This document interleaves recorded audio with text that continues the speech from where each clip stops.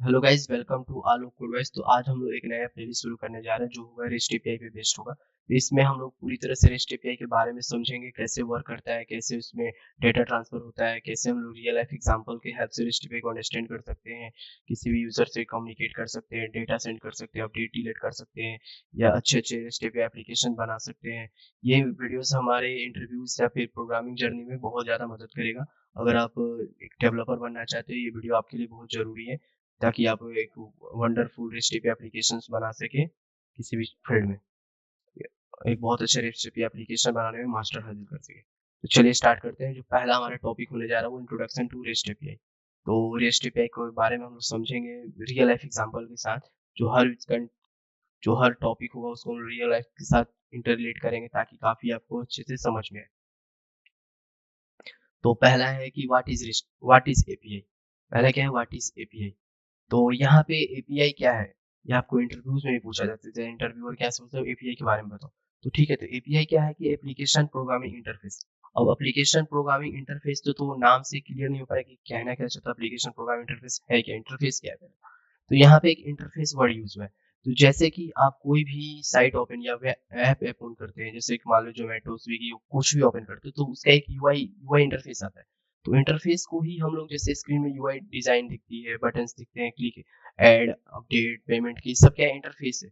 इन सब पे क्या रहता है, एक एपीआई जुड़ा रहता है। जैसे कि आपको कुछ भी ऑर्डर किया, आपने पेमेंट करना है, तो उससे रिलेटेड एक एपीआई होगा। उस पर क्लिक करेंगे तो एपीआई क्या करेगा, आपको नेक्स्ट पेज पे ले जाएगा, नेक्स्ट स्टेप पे ले जाएगा। ठीक है, उससे क्या कर सकते हैं कि आप फर्दर प्रोसेस कर सकते हैं। तो इस तरह से एपीआई काम करता है। ठीक है, तो यहाँ पे समझ में आ रही है, it act as a bridge. मतलब ये एक तरह से ब्रिज का काम करता है। ब्रिज क्या करता है कि दो पॉइंट्स को जोड़ने के काम करता है, जिससे क्या करते हैं, लोग आ भी सकते हैं और लोग जा भी सकते हैं। ये एक तरह से ब्रिज होता है सॉफ्टवेयर में। सॉफ्टवेयर में क्या करता है कि दो एप्लीकेशन को कम्युनिकेशन करने में ईजी करता है काफी ज्यादा।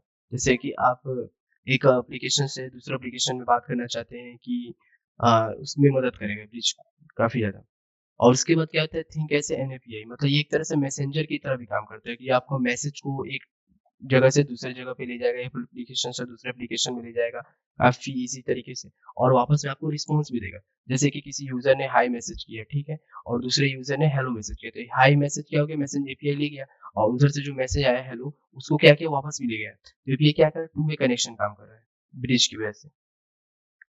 तो जैसे कि हम एग्जांपल में देखते हैं, तो एग्जांपल में क्या है कि यूजर बैठा हुआ है, यूजर क्या कर रहा है कि कुछ भी सर्च कर रहा है या कुछ भी ऑर्डर कर रहा है। मान लो कि एक अमेज़न साइट पे गया, इसको ऑर्डर करना है शूज। ठीक है, तो यूजर ने क्या किया, बहुत से शूज देखे, तो उसके लिए यूजर ने एपीआई टाइप किया होगा शूज फॉर मैन। तो ठीक है, तो उससे क्या होगा, बहुत से शूज आ गए। तो एपीआई कहाँ से है? जैसे वो यूजर ने शूज फॉर मैन टाइप किया, तो एक एपीआई कॉल हुआ, सिस्टम में गया, उस सिस्टम में एपीआई गया, तो सिस्टम से क्या किया, जितने भी शूज होंगे उनको क्या किया, यूजर को दिखा रहा है। ठीक है, जैसे यूजर को दिखने लगे, ठीक है, अब यूजर ने मान लो एक सेलेक्ट किया, उसको क्लिक करेगा, तो उससे रिलेटेड क्या है, उसके डिस्क्रिप्शन आ जाएंगे, तो उस टाइप के डिस्क्रिप्शन यूजर देख रहा है। ठीक है, उसी तरह से एपीआई का, एपीआई की हेल्प से ही हम लोग कुछ भी गेट कर सकते हैं, अपडेट कर सकते हैं, डिलीट कर सकते हैं या मॉडिफाई कर सकते हैं।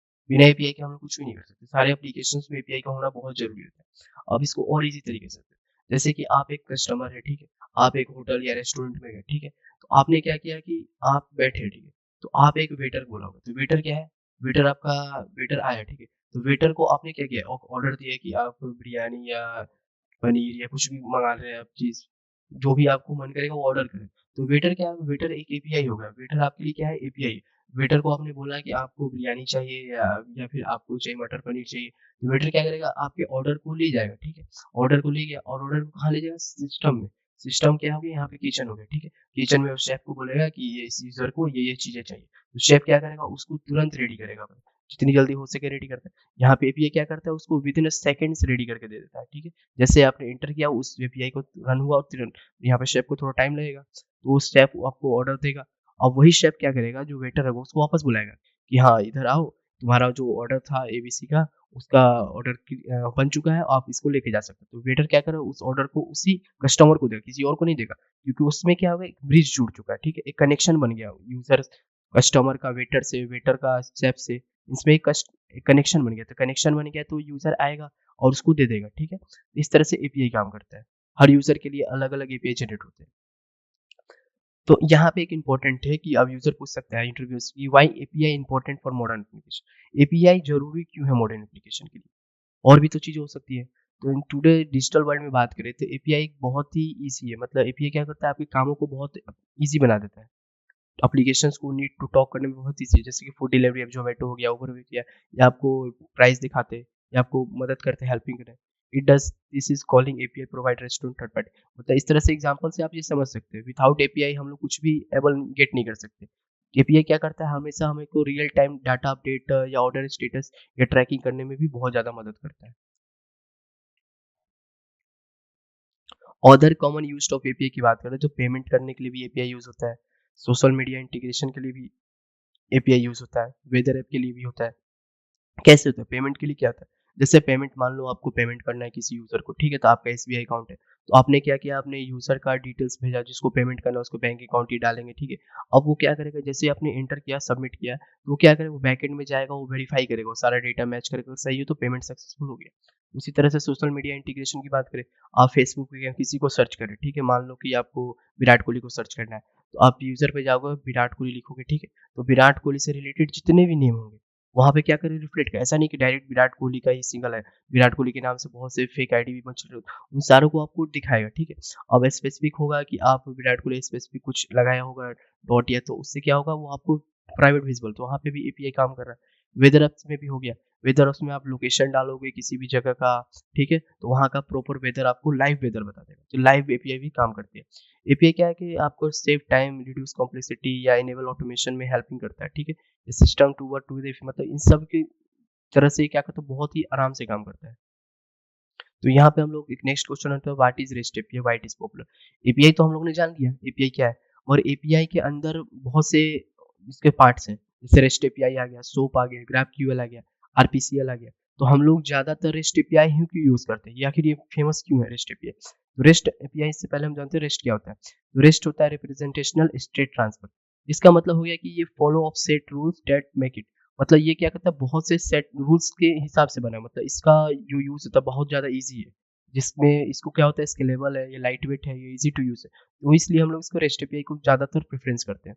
स्केलेबल करने का मतलब है कि वर्क एज़, मतलब बहुत से डाटा, अगर लार्ज अमाउंट ऑफ डाटा है, तो ये क्या होता है, बहुत अच्छे से काम करता है, इसको मैनेज करना काफ़ी ईज़ी है। स्केलेबल लाइट वेट का मतलब हो गया कि आप इसमें डेटा हो तो जेसन के फॉर्मेट में या गेट पोस्ट अपडेट काफ़ी ईज़िली कर सकते हैं। एचटीटीपी मेथड को यूज़ करके इसको गेट पोस्ट या पुट डिलीट काफ़ी easy to work. Work with format, like ये जेसन के फॉर्मेट में भी काम करता है, आप जेसन के फॉर्मेट में डाटा भेज सकते हैं, डाटा गेट से होते हैं, जो कि डेवलपर के लिए काफ़ी ईज़ी है।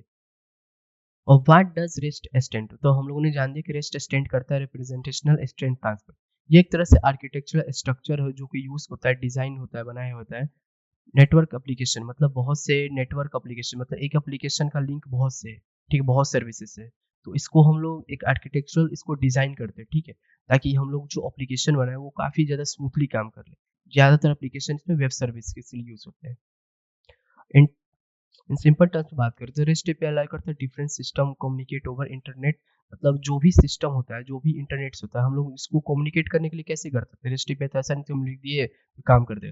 तो उसके लिए हम लोग इंटरनेट में यूज करते हैं एचटीटीपी रिक्वेस्ट। एचटीटीपी रिक्वेस्ट से ही हम लोग आपस में कम्युनिकेट कर सकते हैं।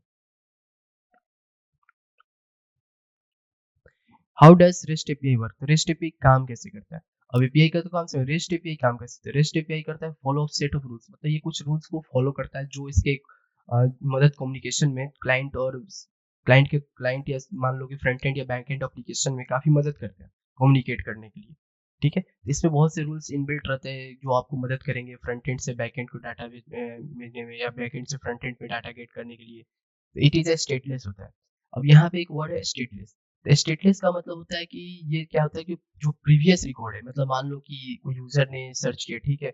उसको उसको मान लो यूजर ने सर्च किया, उसको शूज चाहिए, ठीक है?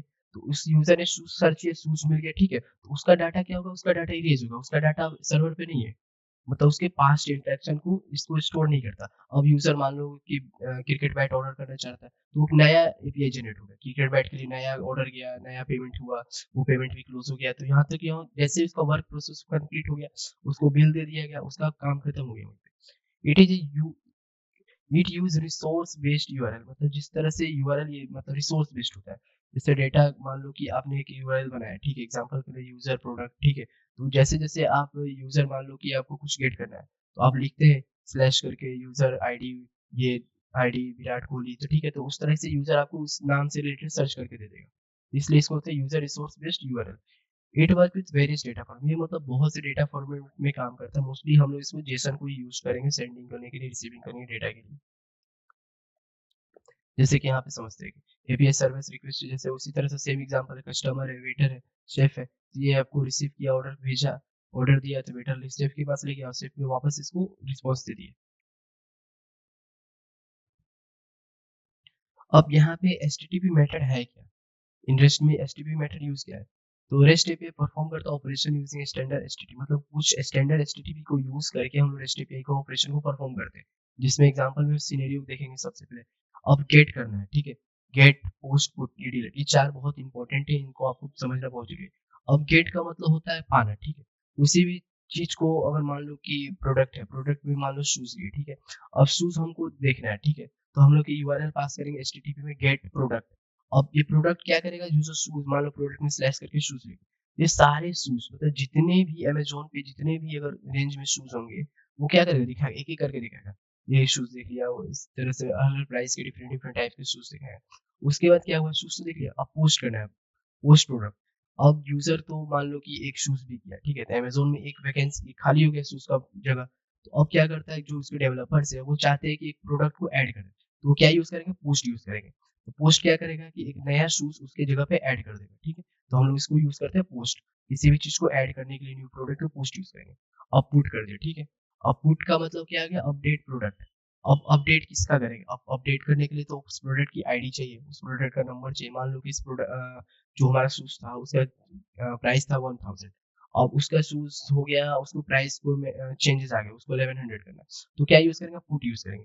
अब पुट में तो 1000 के बहुत से शूज होंगे, सेम शूज भी हो सकते हैं, अब स्पेसिफिक उसकी एक आईडी होगी, प्रोडक्ट की, हर प्रोडक्ट की एक आईडी होती है, अब स्लैश करके उस आईडी को लिखेंगे, जैसे आईडी 1 है, ठीक है, आईडी 1 में प्राइस हम लोग चेंज करते हैं, तो उसमें जेसन फॉर्मेट यूज करेंगे उसके डेटा को, और उसको क्या करेंगे, अपडेट कर देंगे। तो पुट हमेशा क्या होता है, अपडेट करने के लिए होता है। अब डिलीट करने के लिए, डिलीट में क्या करेंगे, डिलीट में भी आईडी का यूज करेंगे। अब डिलीट में भी मान लो कि हम रैंडम तो किसी चीज को डिलीट नहीं कर सकते, डिलीट चला है तो डिलीट, ऐसा तो हो सकता है तो सारा डिलीट हो गया। तो उसमें क्या होता है कि एक, जैसे मान लो कि शूज हो गया, ठीक है, और वो शूज क्या हो गया, खराब हो गया, वो बिक नहीं रहा है, ठीक है, इस प्रोडक्ट को हटाना है, इसकी जगह पे नया ऐड करना है, तो उसके लिए इस प्रोडक्ट की आईडी लेंगे, ठीक है, और वहां पे डिलीट का एचटीटीपी रिक्वेस्ट डालेंगे, तो वो क्या होगा, वो वहां से हट जाएगा। तो ये होता है, इस तरह से ये फॉर्मेटिंग काम करता है, ठीक है। तो गेट यूजर है, पोस्ट यूजर है, गेट है, ठीक है। अब गेट की एपीआई यूजर डाला, ठीक है। अब ये स्टेटस कोड बहुत इंपॉर्टेंट है, अगर आपका सक्सेसफुली रन कर गया, ठीक है, आपको यूजर को सारा डाटा मिल गया, सारे शूज के डाटा मिल गए, तो उसको क्या स्टेटस कर दिखेगा, 200। 200 दिखने का मतलब हुआ कि सारे जो रिसोर्सेज है ऑलरेडी सक्सेसफुली फेच हो गए, ठीक है। अब पोस्ट है 201, मतलब पोस्ट 1 का स्टेटस क्या है, 200, मतलब ये सारा यूजर क्या हो गया, ऐड हो गया, मतलब जो पोस्ट हो गया, जो न्यू प्रोडक्ट है वो सक्सेसफुली ऐड हो गया। उसी तरह से गेट यूजर है, अब आईडी आया, ठीक है, अब गेट यूजर क्या करते हैं, यहाँ पे गेट में हम गेट में भी आईडी पता कर सकते हैं, फेच ऑल प्रोडक्ट तो कर सकते हैं, अब स्लैश दे दे, यहाँ पे ब्रैकेट के अंदर आईडी मेंशन कर दे, तो वो आईडी भी दिखाएगा सिंगल प्रोडक्ट की, तो वहां पे भी स्टेटस 200 आ गया, तो क्या करें, यूजर को आईडी सक्सेसफुली मिल गया, ठीक है। अब यहाँ पे पुट में भी सेम आईडी डालेंगे तो उसको हम लोग अपडेट कर सकते हैं, डिलीट में भी सेम है, और जिसको डिलीट करना है उसकी आईडी डालेंगे तो वो डिलीट हो जाएगा। और यहाँ पे स्टेटस कोड क्या है, 204, तो आप यहाँ पे स्टेटस कोड भी चेक कर सकते हैं, अगर 204 आ रहा है, ठीक है, तो नो कंटेंट, मतलब वो सक्सेसफुली डिलीट हो गया, डिलीट होने के बाद तो आपको दिखेगा नहीं डिलीट हुआ है कि नहीं हुआ, और आपको स्टेटस कोड जरूर दिखेगा 204, ठीक है। तो अब हम लोग समझते हैं रेस्ट एपीआई का कैसे क्लाइंट और यूजर सर्वर में कैसे कनेक्ट है। तो एचटी क्लाइंट हो गया, ठीक है। अब ये गेट पोस्ट ये रिक्वेस्ट डाला, ठीक है, गेट में डाला शूज का डिटेल्स, ठीक है। अब ये एचटीटीपी क्या करेगा, इस यूआरएल को ले जाएगा, ठीक है, गेट सर्वे या फिर यहाँ पे कुछ भी दे सकते हैं अपने अकॉर्डिंग से। अब सर्वे हो गया, ठीक है, अब सर्वर पे जाएगा, ये सर्वर पे ये डिटेल फेच करेगा, ठीक है। अब डिटेल किस फॉर्मेट है, गेट करना है तो जेसन के फॉर्मेट है, आपको इस तरह से आईडी देगा, JSON survey ID 1 2 score message amaze response ID, इस तरह से आपको फॉर्मेट में वापस से डेटा देगा। अब डेटा तो आपको बिट कोड में तो देगा नहीं, जिस डेटा उसी फॉर्मेट में देगा जो आप पढ़ सकते हो, तो अब ये इजीली होता है जेसन फॉर्मेट में आपको डेटा प्रोवाइड करेगा क्लाइंट को, ठीक है।